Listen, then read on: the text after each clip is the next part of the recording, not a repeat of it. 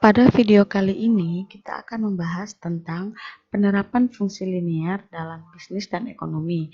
Jadi ada 3 fungsi yang akan kita bahas, yaitu fungsi biaya, fungsi penerimaan, dan fungsi keuntungan.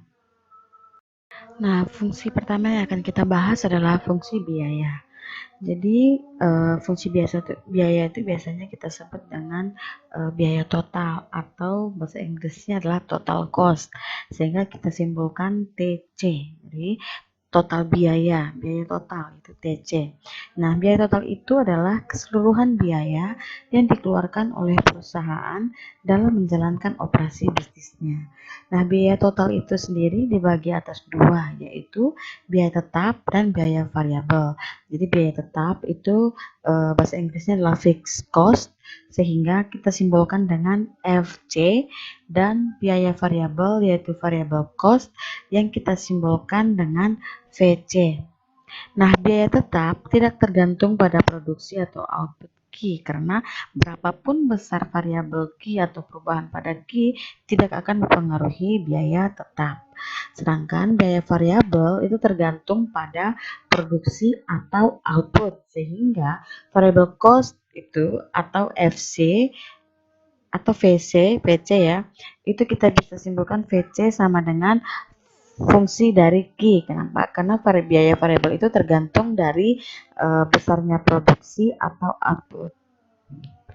Jadi biaya total atau total cost itu sama dengan FC tambah VC atau fixed cost tambah variable cost. Dimana FC itu kita sebut dengan konstanta. Kenapa? Karena tidak dipengaruhi oleh produksi atau output. Nah, contohnya TC sama dengan 150 tambah 500 Q. Berarti yang variable cost-nya itu adalah 500 Q, karena besarnya variable cost tergantung dari produksi output yang itu Q, dan fixed cost itu sebesar 150 karena fixed cost itu adalah konstanta. Nah, kalau fixed cost itu misalnya biaya telepon, biaya listrik, biaya air. Sedangkan kalau biaya variabel itu biaya bahan baku, biaya gaji pegawai, yang berdasarkan produksi. Jadi misalnya untuk menggoreng pisang, kalau kita buat pengusaha pisang goreng ya, maka yang menjadi biaya variabelnya ya seperti pisang, terus kemudian minyak goreng gitu. Tapi kalau andaikan biaya tetapnya ya misalnya listrik atau mungkin biaya air, jadi berapa banyak pun air yang digunakan untuk membuat adonan tetap bayarnya sama gitu. Mau kue pisangnya sedikit atau kue pisangnya banyak, maka penggunaan airnya juga baik sedikit maupun banyak, waktu mau campur ke adonan kue pisang itu tetap saja biaya airnya itu tidak berubah. Untuk contoh soalnya, di sini perusahaan Karan memiliki biaya tetap setiap bulannya sebesar 20.000. Sedangkan biaya variabelnya Rp100 per unit.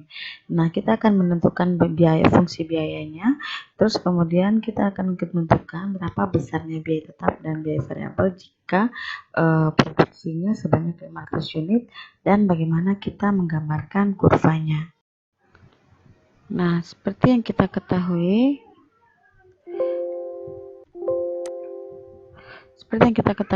fixed cost-nya biaya tetapnya 20.000. Fixed cost 20.000 dan variable cost-nya adalah Rp100 per unit. Jadi persamaannya 100 Q. Nah, TC sama dengan fixed cost ditambah variable cost, maka dapatnya 20.000 tambah 100 Q. Jadi ini adalah persamaan dari TC. TC sama dengan 20.000 tambah 100 Q. Nah, berikutnya apa yang terjadi jika 500 unit diproduksi, maka TC-nya berapa gitu. Nah, kalau andaikan Q-nya diproduksi sama dengan 500, produksinya sebanyak 500, maka TC-nya sama dengan 70.000. Itu dapat dari si variable cost ini, karena Q-nya 500, jadi 100 dikalikan 500 dapatnya 50.000, ditambahkan dengan fixed cost 20.000 dapatnya 70.000. Nah, untuk gambarnya, gambar yang pertama itu adalah kita akan mencoba menggambarkan fixed cost. Jadi fixed cost ini gambar kurvanya adalah mendatar. Kenapa? Karena berapapun Q-nya mau 500, 1000, 100, 1 juta dan lain sebagainya dan seterusnya, maka tetap fixed cost-nya adalah sebesar 20.000. Sehingga gambar grafiknya garis secara garis mendatar. Kemudian untuk variable cost, di sini variable cost itu tergantung dari berapa besar yang diproduksi ya. Jadi jika Q-nya 0, maka variable cost-nya adalah 0. Dapatnya dari 100 kali 0 ya, hasilnya 0. Maka titik potongnya untuk variable cost itu 0,0. Nah, berarti di sini nih 0,0. Nah, kita akan mencoba untuk mencari kira-kira titik yang lain itu yang berapa.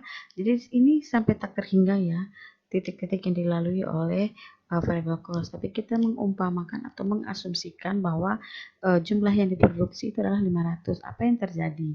Maka jika Q-nya sama dengan 500, maka variable cost-nya adalah 50.000. Dapat dari 100 kali Q. 100 kali 500 dari 50.000. Nah, di sini titik potongnya. Titik potongnya 500 dan 50.000 di sini. Tarik garis lurus hingga membentuk variable cost sama dengan 100 Q. Nah, berikutnya untuk gambar total cost. Total cost itu kan persamaannya adalah 20.000 ditambah dengan 100 Q. Jika Q-nya 0, maka total cost-nya 20.000. Berarti di sini titik potong pertama. Tidak di 0 ya, tapi di sini 0,20.000 untuk titik potongnya. Nah, jika TC-nya adalah 500, nah jadi sekali lagi jumlah produksi yang dilalui oleh kurva ini tak terhingga. Bisa-bisa saja saya pilih 100, 1000. Jadi ada yang masih bertanya, kenapa sih bisa 500? Nah, karena saya mengasumsikan saja teman-teman dari Q yang awal, yaitu jika Q yang diproduksi adalah 500. Kalau teman-teman mau mencoba dengan titik potong yang lain, misalnya Q-nya 100 atau 20 atau 1 juta juga bisa. Tapi di sini saya mengasumsikan jika Q-nya sama dengan 500, maka TC-nya adalah 70.000. Berarti titik potongnya adalah 500,70.000. Jadi di sini titik potongnya, terus ditarik garis lurus dari yang 0,20.000 tadi ke atas. Jadi ini terjadilah persamaan kurva untuk total cost. Setelah fungsi biaya, yang berikutnya adalah fungsi penerimaan. Nah, penerimaan yang dimaksud yaitu pendapatan atau pemasukan bagi suatu perusahaan karena telah menjual produknya, baik barang maupun jasa kepada pembeli. Nah, penerimaan di sini kita simbolkan dengan TR atau total revenue. TR itu juga didapat dari harga jual dikalikan dengan jumlah produk yang terjual, sehingga bisa kita simpulkan bahwa total revenue atau pendapatan atau penerimaan ini sama dengan fungsi dari Q. Contohnya, perusahaan Karan menentukan harga jual produknya sendiri yaitu senilai Rp200 per unit. Jadi kita akan mencoba membuat fungsi penerimaannya dan berapa total penerimaan bila barang yang terjual sebanyak 200 unit, dan kita juga akan mencoba menggambar grafiknya. Seperti yang kita ketahui, TR tadi sama dengan harga kali jumlah kuantitas atau total revenue sama dengan price dikalikan dengan quantity, sehingga dapatnya 200 Q atau 200 kali Q. Nah, tadi di sini soalnya berapa sih total penerimaan bila barang yang terjual sebanyak 200 unit. Jadi jika Q-nya 200 unit, maka TR-nya sama dengan 200 kali 200, dapatnya 40.000. Jadi total penerimaan jika barang yang terjual itu sebanyak 200, maka total penerimaannya adalah 40.000. Nah, untuk gambarnya dari persamaannya kan tadi TR sama dengan 200 Q. Jadi jika Q sama dengan 0, maka TR-nya adalah 0. Jadi titik potong pertama 0,0. Di Di sini ya 0,0. Kemudian jika Q sama dengan 200, nah sekali lagi teman-teman, kenapa saya pilihnya 200? Itu terserah teman-teman mau mengasumsikan seperti apa. Jadi ceritanya kurva TR itu akan melampaui atau akan melalui beberapa titik mulai dari 0 sampai tak terhingga 1 juta, terserah teman-teman.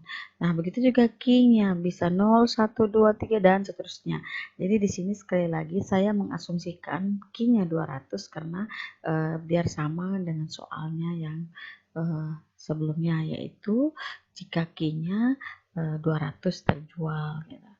Nah, tinggal teman-teman kalau mau mencoba dengan Q yang lain juga boleh, silahkan.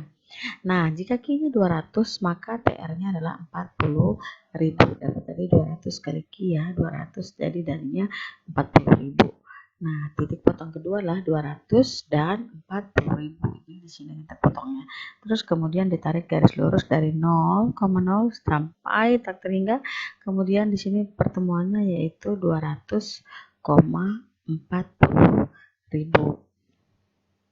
Fungsi berikutnya adalah fungsi keuntungan. Jadi keuntungan itu merupakan tujuan utama dari suatu pengusaha dalam menjalankan usahanya. Proses produksi itu akan dilaksanakan seefisien mungkin yang akan bertujuan untuk meningkatkan keuntungan pastinya. Karena di mana-mana seorang berwira swasta atau melakukan sebuah usaha itu untuk memperoleh keuntungan gitu. Tidak ada orang yang mau bekerja untuk rugi gitu. Nah, keuntungan itu merupakan selisih antara total pendapatan dengan total biaya yang merupakan insentif bagi produsen untuk melakukan produksi. Nah, keuntungan inilah yang dapat mengarahkan produsen untuk mengalokasikan sumber daya ke proses produksi tertentu.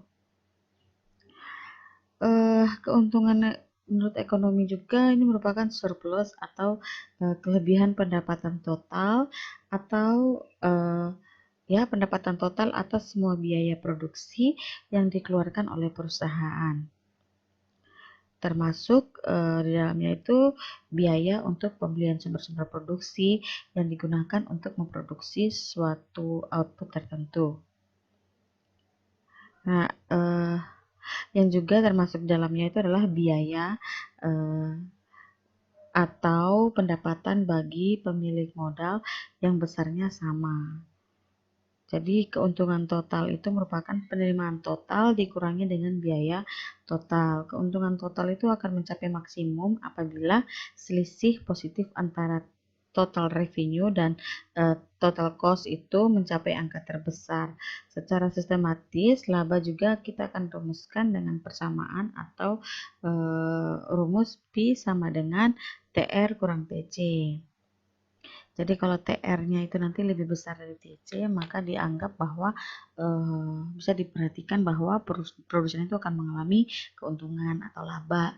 Nah, kalau pendapatan yang diterima itu sama dengan besarnya biaya yang dikeluarkan, maka produsen akan mencapai titik impas atau di mana tidak mengalami keuntungan dan juga tidak mengalami kerugian, atau dalam bahasa ekonominya itu sering disebut dengan BEP atau break even point.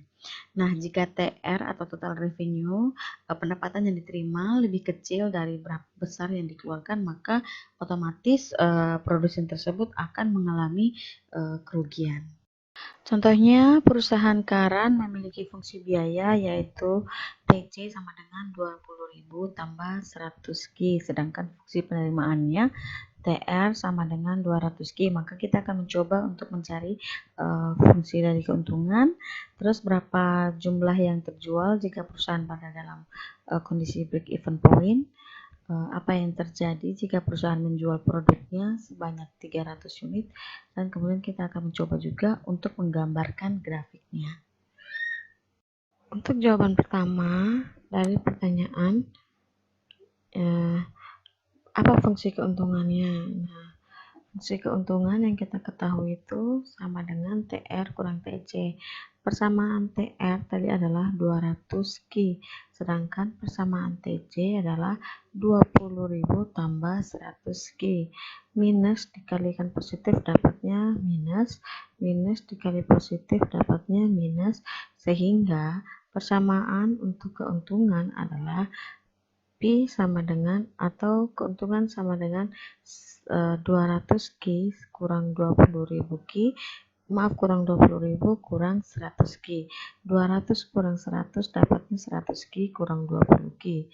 Jadi persamaan keuntungan adalah 100 Ki kurang 20.000 atau minus 20.000 tambah 100 Ki. Nah, untuk pertanyaan kedua, jumlah yang terjual jika perusahaan berada dalam kondisi kesimbang break even point, atau di mana perusahaan sekarang ini tidak mengalami untung atau laba dan tidak mengalami rugi juga. Nah, seperti kita ketahui sendiri, break even point itu terjadi jika jumlah yang diterima atau yang didapatkan oleh pengusaha atau perusahaan sama dengan berapa besarnya biaya yang dikeluarkan, atau TR sama dengan TC. Nah, persamaan TR tadi 200 Ki dan persamaan TC adalah 20.000 tambah 100 Ki. Jadi ini nanti pindah ruas, yang Ki kita pindahkan ke sisi sebelah kiri sehingga menjadi 200 Ki kurang 100 Ki sama dengan 20.000. Dapatnya 100 Ki sama dengan 20.000, sehingga Ki sama dengan 20.000 dibagi 100 dan dapatnya 200. Jadi kalau bilang pertanyaannya adalah berapa sih jumlah yang terjual jika perusahaan berada dalam kondisi break even point, maka yang terjual adalah sebanyak 200 unit. Untuk pertanyaan berikutnya, apa yang terjadi jika perusahaan menjual produknya sebanyak 300 unit? Nah, dari keuntungan ini, dari persamaan keuntungan, kita akan mencoba menghitung apakah yang terjadi jika dijual sebanyak 300 unit. Jadi, keuntungan sama dengan minus 20.000 tambah 100 kali 300.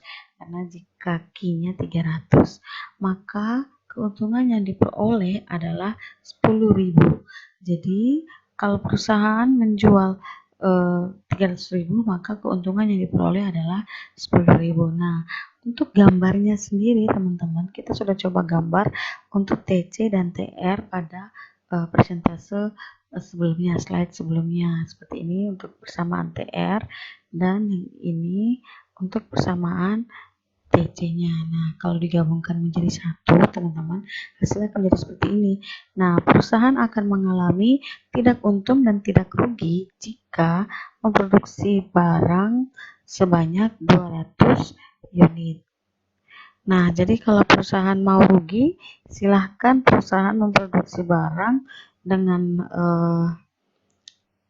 jumlah lebih sedikit dari 200. Jadi kalau andaikan perusahaan produksi sebanyak 199 unit, maka perusahaan akan mengalami kerugian karena ini adalah area rugi dan ini adalah area keuntungannya.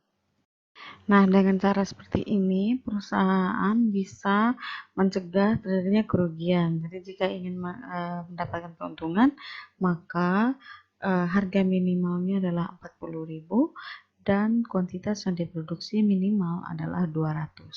Jika memproduksi 201 saja, maka perusahaan akan memperoleh keuntungan. Tapi jika kuantitasnya berkurang satu saja yang diproduksi, yaitu 199, maka perusahaan akan mengalami kerugian. Oke teman-teman, sekian untuk materi penerapan fungsi linear lanjutannya. Semoga teman-teman bisa mengerti.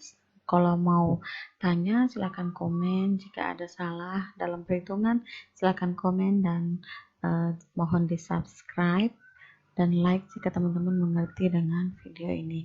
Dan jika ingin mengusulkan video-video terbaru lagi untuk belajar tentang matematika ekonomi, silakan komen di bawah. Oke, terima kasih, semangat belajar.